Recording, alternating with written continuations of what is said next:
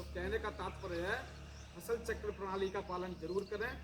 एक फसल चक्र प्रणाली में एक जो है दलहनी फसल का समावेश करें। इस साल आप सरसों लगा रहे हैं जिस खेत में, उसमें अगली साल आप जो है चना लगा दें, मसूर लगा दें, गेहूँ लगा दें, जो भी आपके यहाँ फसल होती है वो आप लगा दें, सरसों को बदल दें, फिर तीसरी साल फिर सरसों ले लें। तो ये कहने का तात्पर्य जब फसल चक्र प्रणाली आप बदलेंगे तो खेती का भी स्वास्थ्य बढ़िया रहेगा और हमारा भी स्वास्थ्य बढ़िया रहेगा। दूसरी चीज़ जब आती है, सरसों के बारे में बहुत ज़्यादा नहीं बताएंगे, मैं छोटी सी एक बात करूँगा कि हम लोग जो है अपने पैर पे कुल्हाड़ी खुद मारते हैं। किसान बहुत जानकार है, आप हमसे ज़्यादा जानकार हैं, परंतु हम जो वैज्ञानिक हैं, जो चीज़ हम देख सकते हैं वो आप देख के भी अनदेखा करते रहे।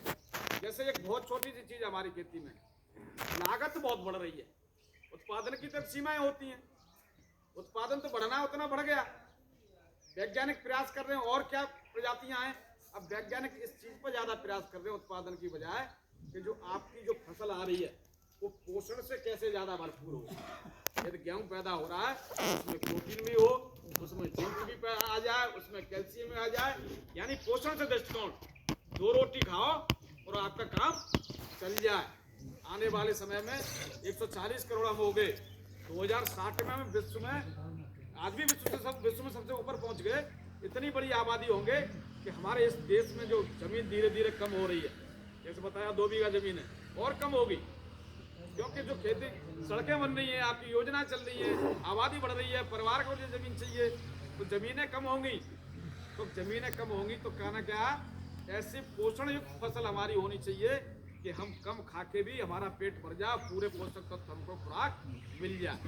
इस चीज़ों पर काम चलना है आने वाले भविष्य में। तो कहने का तात्पर्य हम छोटी छोटी कमियां क्या करते हैं, हम सब लोग खेती करते हैं और हम लोग क्या कर रहे हैं, सबसे बड़ा जो कमी मैंने यहाँ देखने को मिली है कि हम लोग खड़ी फसल में भी DAP लगा रहे हैं। बताओ लगाने के नहीं लगा रहे? नहीं लगा रहे तो मना कर देना। हाँ तो कहा तो लगा रहे हैं, तो लगा रहे हैं, खड़ी फसल में लगाते हैं और लगाते हैं, ठीक है ठीक है, 60% लगा रहे हैं। मैं आपको बता दूं, फसल को संतुलित पोषक तत्व चाहिए और मृदा जांच के आधार पर पोषक तत्व देते हैं तो वो सबसे बढ़िया।